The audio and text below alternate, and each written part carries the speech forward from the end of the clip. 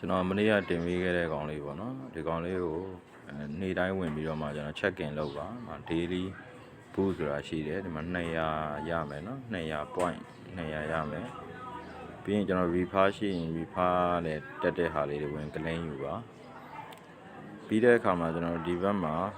wallet ဆိုတာရှိတယ်ပတ်စံကိုတစ်ချက်နှိပ်လိုက်ပါဒီမှာအခုကျွန်တော်ရထားတာ2889ရှိပါတယ်ကျွန်တော်ဒီဘက်အဆုံးဆုံးမှာ create ဆိုတာလေးရှိတယ်နော်အခုမှကျယ်လေး2ခုဖြစ်နေတာလေးနှိပ်လိုက်ပါဒီလိုပေါ်လာရင်ကျွန်တော်တို့ဒီကောင်လေးနော်ဒီ4000ကွက်ရဲ့ဒီဘက်မှာ line သိမ့်မကောင်းတော့နော်ဒါလေးနှိပ်ပြီးသွားရင်ကျွန်တော်တို့ဒီနေရာလေးမှာနော်ကျွန်တော်ပုံလေးတွေကို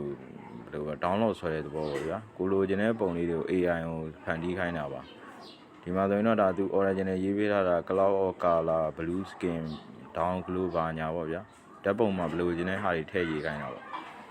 အဲ့မှာကျွန်တော်ကဒီမှာ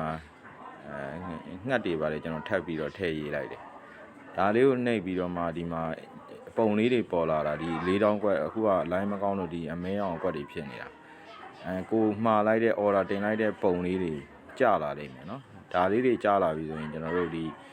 wallet ထဲမှာ point လေးတွေတိုးလာလိမ့်မယ်နော်ဆိုတော့ဒီနေ့တိုင်းတော့ဝင်ပြီးတော့နည်းနည်းပေါ့နော်တစ်ချက်နှစ်ချက်တော့ဝင်ပြီးတော့ဟိုနှိပ်ဒီနှိပ်ပေးလိုက်ပါနော် point လေးတွေရအောင်လောလောဆယ်တော့ကျွန်တော်လည်းဒီလောက်ပဲတည်သေးတယ်နောက်ထပ်